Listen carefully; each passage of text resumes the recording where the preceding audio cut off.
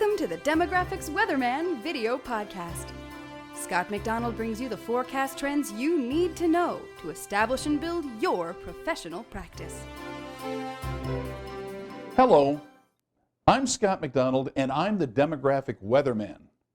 I'm not going to talk to you about the weather. I mean, the whether or not you should move to one part of the United States or another.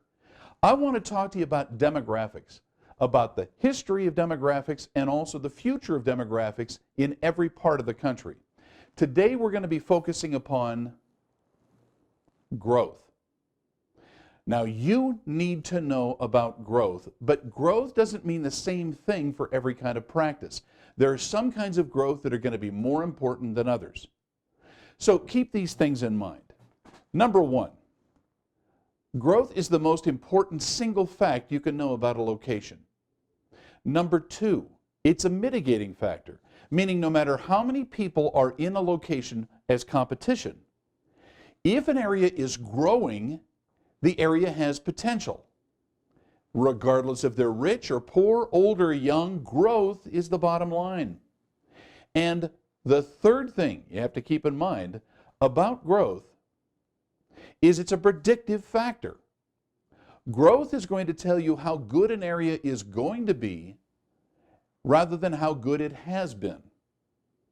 When you know the future, you can rest assured that your efforts within a practice or a small business in a location have promise. On the other hand, if a population is actually decreasing in size, in other words, if you have negative growth, no matter how stable your competition might be right now, things are going to get a lot worse. And if a location is looking like it's on a downward trend, you can only tell that in time it's going to get much worse. Now, let me show you a little map of the United States. Now, this map is broken out by states.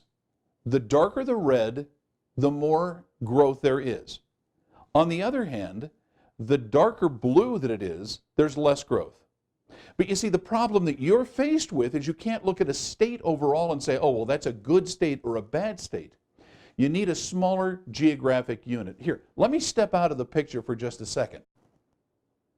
As you can see, parts in the West, and particularly in the Midwest, like North Dakota, like Utah, Colorado, Texas, and Florida, there's growth. On the other hand, if we were to look at locations in the Northeast, Vermont, New Hampshire, Maine, and Massachusetts, it's a little grim. Growth is not occurring. But even if it's not occurring, it doesn't mean that there isn't some potential for a practice in some part of that state. So let's look at this next map, which is going to show the counties by growth. Now what you're looking at here is a map that shows the entire United States broken out by counties in growth. Those counties that have the red are where the growth is, and the blue is where there's non-growth, or sometimes a reduction in the population. The reason I want you to look at this is because some states that you may say are wonderful, fabulous growth locations like North Dakota actually have only parts of the state that are growing. If, on the other hand, you look down at Texas, you'll notice that in Texas, yes, there is growth, but not everywhere. So if we were to look at the corridor between, say, Austin and San Antonio, yeah, there's growth. The area around Houston, sure. Dallas-Fort Worth, while it has a large population, isn't growing everywhere in that market. Therefore, the thing to keep in mind, you've got to have smaller units of measurement to determine the potential of a site for your practice or small business. Now what you're going to note is there's different ways of looking at growth. And each kind of growth happens in a different way. And in fact, it's going to have a different impact depending on the kind of practice or business you have. And the first one I want to look at is immigrant growth. Now, immigrant growth is that growth which comes from people from outside of the country or outside of the area. But in this particular case, we're going to talk about people coming from outside the country. Many states depend upon it in order to keep a positive growth rate. So, let me show you this map, which is an indication of what the ethnic breakout in a particular area might be. Now you may say, why would you want to know that? Well, as you'll note in that mustard-colored part in the West Coast, if you look at California, Arizona, New Mexico, and Texas, that's where the largest segment of Hispanics are located. Whether they speak Spanish or not, people who come from other countries often want to find the population that is most like them in their language group, from their home country, from their culture. Now, another thing I want you to look at, and I'll show this full map in just a second, is the population that's on the north that is in the blue. Believe it or not, those are the states that have the largest European, not just any European, but German descent. If you look at other parts of the United States, you'll see different colors, like Utah and Maine have this in common. They tend to be the states that have the largest number of people of English ancestry. If you look at the swaths throughout the South, you'll notice this is where most African Americans tend to be found. But even if you go into smaller pockets of the country, the ethnic breakout is still going to be important. Is it any surprise that if you look at Massachusetts, you see a disproportionately large number of Irish? Or if you look at New Jersey and New York, there are disproportionately large numbers of Italian. If there is going to be a migration of people from another country, they'll look for people like them. Now, as you're looking at this map, you're going to notice there are just a few ethnic groups that are detailed here. The thing I want you to keep in mind, however, is there's a more nuanced way of looking at it if we look at the county level. But before I switch over to that, keep in mind there are Asian groups, for example, that are setting up in different places. There are parts from the Middle East that are also going to have a significant impact upon what parts of the United States they will go to. You'll note, by the way, that it's a much more nuanced appearance. There is, for example, in the Cook County area, a large number of African Americans. But there are also a significant number, but quite a distance from them. It's understanding what's going on in each of these counties that is going to determine how successful a practice will be in understanding its immigrant population and how to take advantage of that population.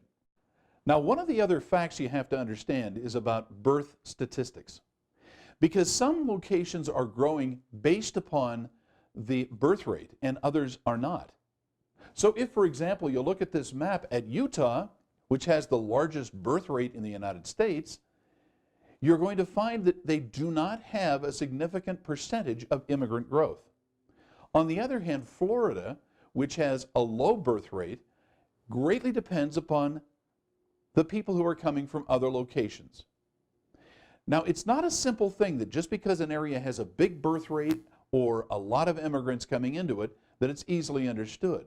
But the kind of growth that is occurring there is different. In Utah, for example, the age for the population is very low. At last estimate, it's about 28 years old.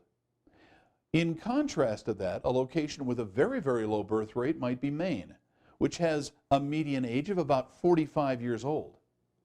When the population gets old, they have very different clinical and professional needs. If you think about it, in healthcare, including in dentistry, a population is often defined by what its demographic needs might be as determined by age. Birth rate strongly affects the median age within a location. Now let's take another look at that birth rate, but on a county level. As you will note, the entire United States is nuanced. Parts of it are going to have a much higher or lower rate. But this map doesn't just show births. It also shows the rates of death. A location that has a red pattern to it, a red color, is a county that is growing in terms of births being greater than deaths. Those locations that show blue are usually losing population because they don't have a birth rate that's very high and the population is old and passing away. Now, the immigration issue within the United States is very complex, and in a future issue I'm going to talk a lot about that. But it is so complex I can't really do justice to it in the amount of time that we have. So let's go to our next point. Job growth.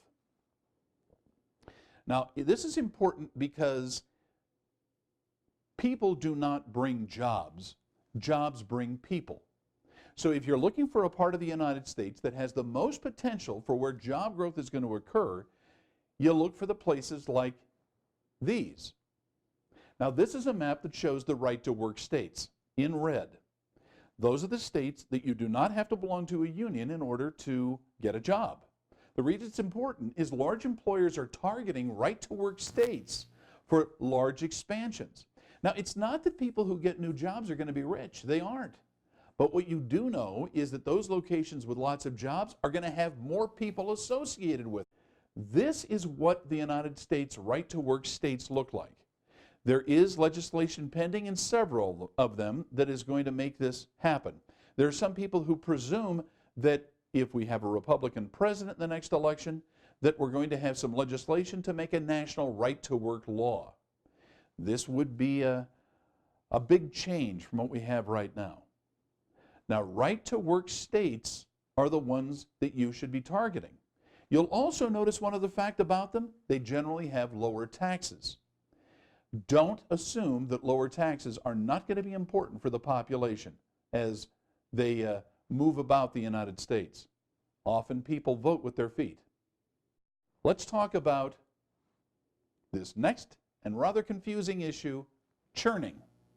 Now, if you happen to be in Boston, there's not a lot of room for growth in the downtown area. Almost all the growth is going to be on the outside of the interstates.